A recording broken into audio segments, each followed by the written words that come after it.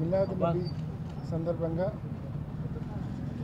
సోదరులు ఆజం గారు ఏర్పాటు చేసినటువంటి బర్మీ కార్యక్రమానికి, అన్నదాన కార్యక్రమానికి ఇవాళ మరి కడప నగరంలో మాజీ డిప్యూటీ సీఎం అంజద్ బాషా గారు,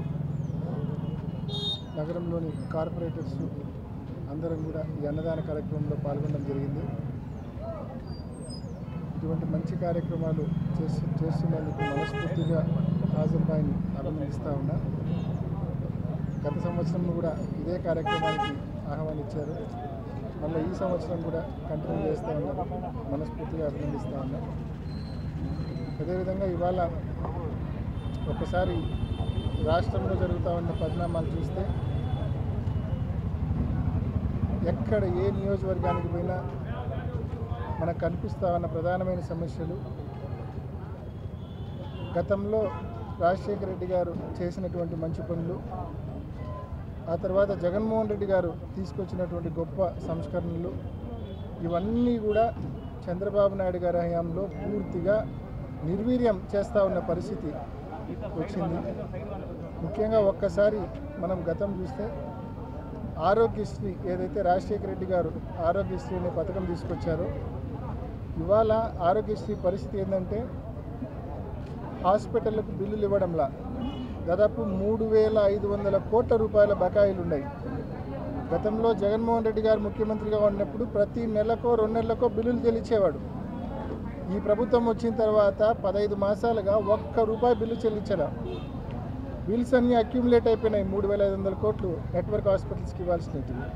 కాబట్టి పూర్తిగా హాస్పిటళ్ళు కూడా జీతాలు చెల్లించలేని పరిస్థితుల్లో వైద్య సేవలు అందించకుండా ఇంకా పూర్తిగా వాళ్ళు సమ్మెకు దిగే పరిస్థితికి వచ్చారు. అంటే పూర్తిగా ఆ పథకాన్ని నిర్వీర్యం చేసే పరిస్థితికి ప్రభుత్వం తీసుకొచ్చింది. మరోవైపు ఫీజు రీయింబర్స్మెంట్ పథకం, అది కూడా రాజశేఖర రెడ్డి గారు తీసుకొచ్చిన పథకం.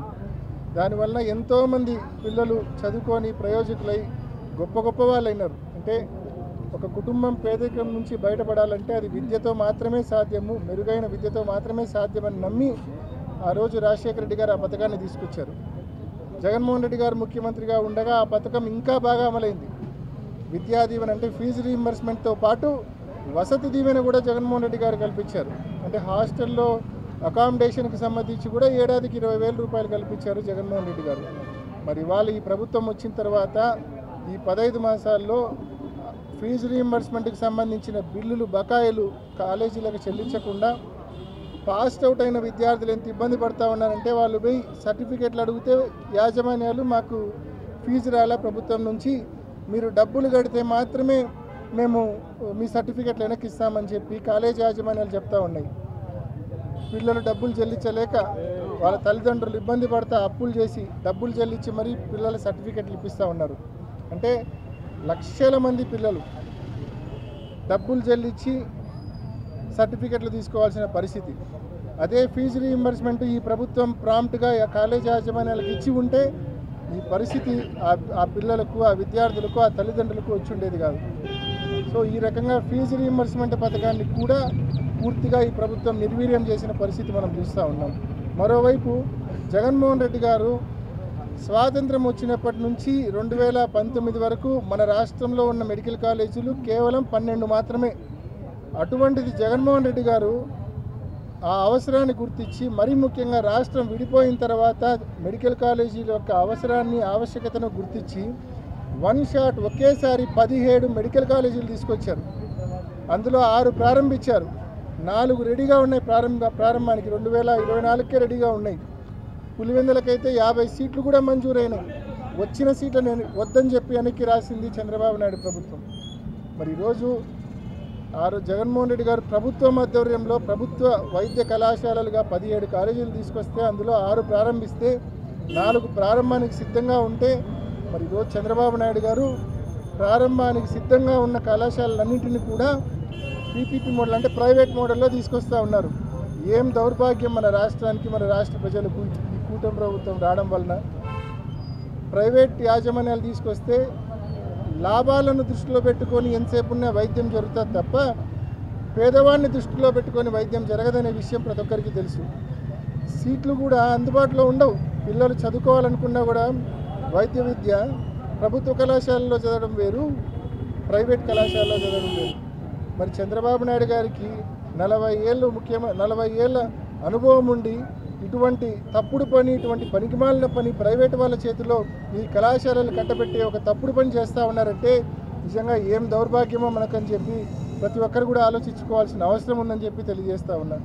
మరోవైపు జగన్మోహన్ రెడ్డి గారు గతంలో ఏ సేవలు కావాలన్నా కూడా గ్రామంలో సచివాలయానికి పోతే సచివాలయంలో పిటిషన్ పెడితే దానికి మనకు రెస్పాన్స్ వచ్చేది, ఆ సేవ వర్తించేది. అంటే అది ఏ పథకమైనా, అది పెన్షన్ అయినా, ఇల్లు అయినా, విద్యా దీవెనైనా, వసతి దీవెనైనా, ఏ పథకమైనా మనకు వర్తించేది. రైతు భరోసా అయినా, ఏ పథకమైనా, ఆసరా, ఏదైనా చేయూత.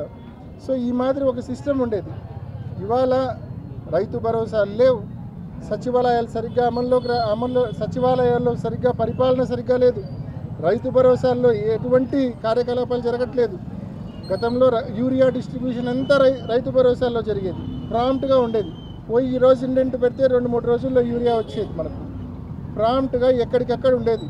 ఈరోజు రైతు భరోసాల సిస్టమ్ పూర్తిగా నిర్వీర్యమైపోయింది. కాబట్టి మనం మళ్ళా పాత రోజులు చూస్తున్నాం.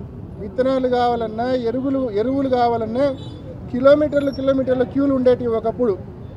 వడదెబ్బకు కొంతమంది రైతులు చనిపోయే వాళ్ళు కూడా పాత రోజుల్లో. మళ్ళా అదే పరిస్థితి ఇవాళ వచ్చింది. అంటే పరిపాలన ఈ ప్రభుత్వానికి ఏమాత్రం చేత కావడం లేదనే విషయం స్పష్టంగా కళ్ళకు కట్టినట్లు కూడా అర్థమవుతా ఉంది. సాక్షాత్తు ఈనాడు వాళ్ళ తోకపత్రిక ఈనాడులోనే, వాళ్ళ జోబు పత్రిక ఈనాడులోనే ఎంతెంత జంపు క్యూ లైన్లు రోజు వేస్తూ ఉన్నారో మనం చూస్తూ ఉన్నాం ప్రతిరోజు కూడా. అంటే ఇంత ఘోరంగా పరిపాలన, అంటే పరిపాలన ఫెయిల్యూర్, పథకాలు ఫెయిల్యూర్, ఉన్న ప్రభుత్వ మెడికల్ కాలేజీలను ప్రైవేట్ పరం చేస్తూ ఉన్నారు. అంటే ఎందుకు ఈ ప్రభుత్వానికి ఓటేసి పరిపాలన పగ్గాలు ఇలా చేతిలో పెట్టామా అని చెప్పి ప్రజలు బాధపడే పరిస్థితికి వచ్చింది ఇవాళ ఈ ప్రభుత్వ పాలన చూసిన తర్వాత. ఇప్పటికైనా ఈ ప్రభుత్వ పెద్దలను మనవి చేస్తూ ఉన్నాం, ఇప్పటికైనా మీ పద్ధతులు మార్చుకోండి, ఫీజు రీయింబర్స్మెంట్ బకాయిలు చెల్లించండి, ఆరోగ్యశ్రీ బకాయిలు చెల్లించండి, ప్రభుత్వ ఆధ్వర్యంలోని మెడికల్ కళాశాలను రన్ చేయండి, ప్రైవేటుకు ఇవ్వాలన్న మీ నిర్ణయాన్ని ఉపసంహరించుకోండి అని చెప్పి ఈ ప్రభుత్వాన్ని కోరుతూ, అదేవిధంగా రైతు భరోసాల్లో మళ్ళా పాత పద్ధతుల్లో విత్తనాలు కానీ ఎరువులు కానీ పంచే దిశగా మళ్ళీ పాత పద్ధతిలో వచ్చే విధంగా చర్యలు తీసుకోమని, ఈ ప్రభుత్వాన్ని పద్ధతులు మార్చుకోమని చెప్పి గట్టిగా హితవు పలుకుతా ఉన్నాం.